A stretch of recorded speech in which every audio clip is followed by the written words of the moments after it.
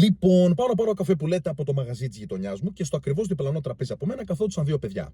16-17 ετών, κάπου εκεί πρέπει να ήταν. Και μιλούσαν για τον αγαπημένο του influencer. Και μία ώρα που μιλούσαν για αυτόν, ξέραν τα πάντα. Τι ώρα ξυπνάει το πρωί, με ποιου κάνει παρέα, πόσες σχέσεις έχει, πόσα χρήματα βγάζει το μήνα, τα πάντα, τα πάντα. Παίρνω λοιπόν την αφορμή από αυτό το περιστατικό και θέλω να σχολιάσω μαζί σας το εξής. Ρε παιδιά, έχετε προσέξει ότι στην εποχή μας επικρατεί μια πανδημία του main character syndrome, αλλά για τρίτους. Δηλαδή, αντί να είναι ο καθένας από εμάς main character της δικής του ζωής, αφήνουμε τρίτα άτομα να πλογηθούν στο τιμόνι μας.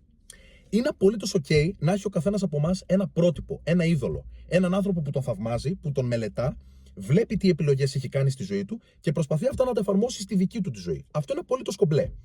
Εκεί όμως που είναι περίεργο και αρχίζει και γίνεται, τολμώ να πω, λίγο άρρωστο, είναι όταν αρχίζουμε και ασχολούμαστε από το πρωί μέχρι το βράδυ με αυτά τα άτομα, ξέρουμε τα πάντα για αυτά τα άτομα, την ίδια στιγμή που αυτά τα άτομα αγνοούν τη δική μας την ύπαρξη.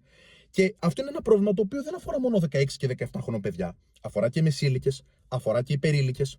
Και φτάνουμε τώρα στη σημερινή κατάσταση όπου μπορεί να είσαι εσύ αυτή τη στιγμή που με βλέπεις, να έχεις είδωλό σε έναν influencer και να είσαι μονικός μαζί του, να κάθεσαι στο σαλόνι του σπιτιού σου, να ζεις με τον κατώτατο, να δυσκολεύεσαι να πληρώσεις τους λογαριασμούς σου, αλλά χαίρεσαι επειδή αυτό το άτομο κατάφερε και πήγε ένα ταξίδι, λέω για παράδειγμα, εγώ στη Χαβάη, στις Μαλδίβες, με λεφτά τα οποία εσύ του πλήρωσες, ακόμη και αν δεν τον πλήρωσες άμεσα, ουσιαστικά μόνο και μόνο που μπήκε στο προφίλ του, τον ενισχύει σε δημοφιλία και επομένως ενισχύει τον brand του. Και φυσικά δεν λέω να τον μισείς, δεν λέω να τον χεϊτάρεις, αλλά όταν γίνεσαι μονικός με αυτόν τον άνθρωπο, ή δεν είναι λίγο άρρωστο.